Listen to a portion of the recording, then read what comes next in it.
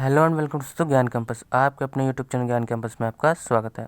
दोस्तों आज का वीडियो लेक्चर है इलेक्ट्रिकल 5th सेमेस्टर वालों के लिए। सब्जेक्ट है आपका स्विच गियर एंड प्रोटेक्शन।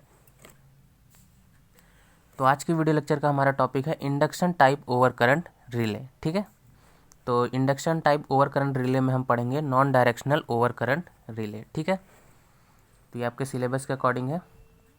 तो देखिए इंडक्शन टाइप, जैसे कि नाम से ही पता चल रहा है इंडक्शन, यानी ये जो रिले होगी हमारी इंडक्शन पे कार्य करेगी। ठीक है, तो पहले इसमें थोड़ा सा इसकी डेफिनेशन देख लेते हैं, फिर उसके बाद इसको आपको समझाते हैं। ठीक है, तो देखिए आप हेडिंग डालेंगे induction type non directional over current relay, और ये क्या होता है देखते हैं। इस प्रकार की रिले इंडक्शन यानी प्रेरण के सिद्धांत पर कार्य करती है। सर्किट में धारा का मान जब अधिक हो जाता है, यानी करंट अधिक हो जाती है, ठीक है, तो रिले सर्किट को ब्रेक कर देती है। ठीक है, तो आइए अब इसका कंस्ट्रक्शन देख लेते हैं। कंस्ट्रक्शन में आपको यहाँ पे फिगर स्क्रीन पे शो हो रहा होगा। ठीक है, तो यहाँ पे देखिए आप यहाँ पे एक non directional over current relay का फिगर देख रहे होंगे। ठीक है, तो यहाँ पे देखिए एक ऊपर अपर मैग्नेट लगा हुआ है ई की शेप का, ई आकार का। ठीक है, नीचे आपका लगा हुआ है नीचे लोअर मैग्नेट यू आकार का। ठीक है, यू आकार का बना हुआ है। ठीक है, बीच में आपकी लगी है एल्युमिनियम की डिस्क, नीचे आपका प्लग सेटिंग लगा हुआ है। ठीक है, प्लग सेटिंग यानी जो हम प्लग लगाएंगे उसमें, ठीक है, हमारे कई पॉइंट्स उसमें दिए हुए हैं। ठीक है, देख रहे होंगे आप। फिर यहाँ पे साइड में आप देख रहे होंगे ट्रिप सर्किट लगी हुई है। ठीक है, और ऊपर सबसे देख रहे होंगे सर्किट ब्रेकर और करंट ट्रांसफार्मर लगा हुआ है कॉइल के फॉर्म में। तो देखिए ये रिले हमारी वर्क कैसे करती है। ठीक है, तो देखिए जब भी ये हमारा ये आपका जो रिले है, इसमें जब भी आपका करंट ओवर मतलब ओवर यानी अधिक होगी, करंट हमारी अधिक होगी, तो हमारे इसमें जो करंट ट्रांसफार्मर लगा हुआ उसमें भी करंट अधिक हो जाएगी।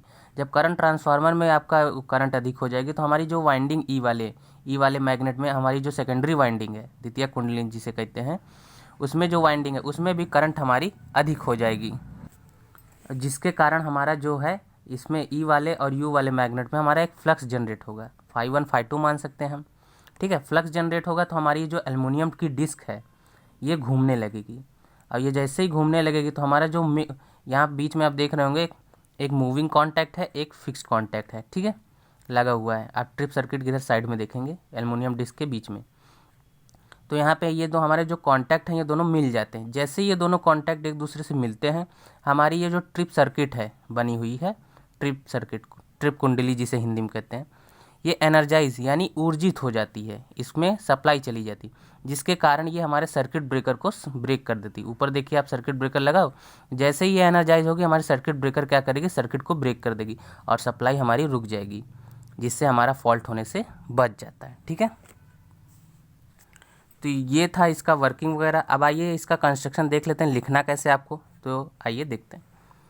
तो चित्र में रिले के विभिन्न भागों को दिखाया गया है, यानी कि हमने बनाया डायग्राम, या आप भी डायग्राम बनाएंगे तो ऐसे ही लिखेंगे। ठीक है, इस रिले में दो विद्युत चुंबक यानी इलेक्ट्रोमैग्नेट या इलेक्ट्रिकल मैग्नेट एक दूसरे के ऊपर स्थापित रहती हैं। ऊपर वाला विद्युत चुंबक ई आकृति क्रोड यानी कोर का बना होता है। अब हिंदी में क्रोड या इंग्लिश में कोर लिख सकते हैं, बना होता है, जिसके बीच वाली भुजा पर प्राथमिक तथा द्वितीयक दोनों कुंडली लिपटी रहती हैं, जैसा कि आपने फिगर में देखा।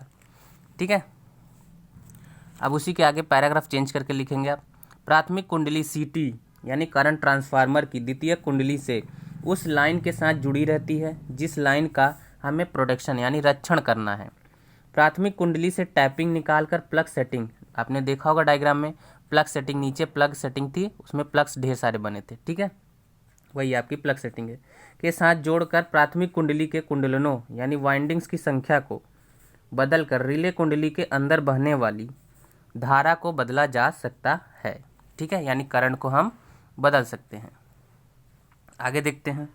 द्वितीयक कुंडली को प्रेरण के द्वारा यानी इंडक्शन के द्वारा प्राथमिक कुंडलन द्वारा ऊर्जित यानी एनर्जाइज किया जाता है तथा लोअर मैग्नेट के श्रेणी क्रम यानी सीरीज में जोड़ दिया जाता है। फिर उसके बाद आइए अब इसका वर्किंग प्रिंसिपल देख लेते हैं। तो वर्किंग प्रिंसिपल आइए देखते हैं। तो वर्किंग जैसे मैंने आपको समझा ही दिया, फिर भी इसका लिखना कैसे, वर्किंग प्रिंसिपल कार्य सिद्धांत देख लेते हैं। लघुपथ यानी शॉर्ट सर्किट फॉल्ट के समय जब रच्छी परिपथ में यानी प्रोडक्शन सर्किट में धारा का मान बढ़ जाता है तो सर्किट यानी सीटी करंट ट्रांसफार्मर से संयोजित यानी कनेक्टेड रिले की प्राथमिक कुंडलन में भी धारा का मान बढ़ जाता है। ठीक है,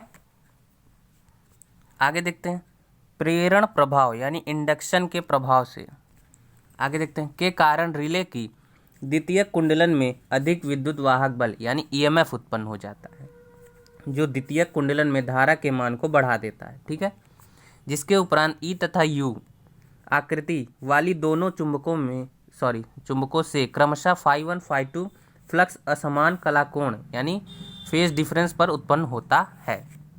कालांतर के कारण दोनों प्रकार के फ्लक्सों की आंतरिक क्रिया यानी इंटरनल रिएक्शन, आंतरिक क्रिया के कारण रोटेटिंग जिसे घूर्णन कहते हैं, ठीक है, चुंबकीय क्षेत्र उत्पन्न होता है जो डिस्क को घुमाने का कार्य करती है तथा डिस्क निरोधन या यांत्रिक नियंत्रण बल आघूर्ण के विपरीत घूमने लगती है। निश्चित समय के उपरांत यानी निश्चित समय के बाद चल संपर्क जो आपका मूविंग कांटेक्ट है फिक्स्ड कांटेक्ट यानी अचल संपर्क से मिल जाता है।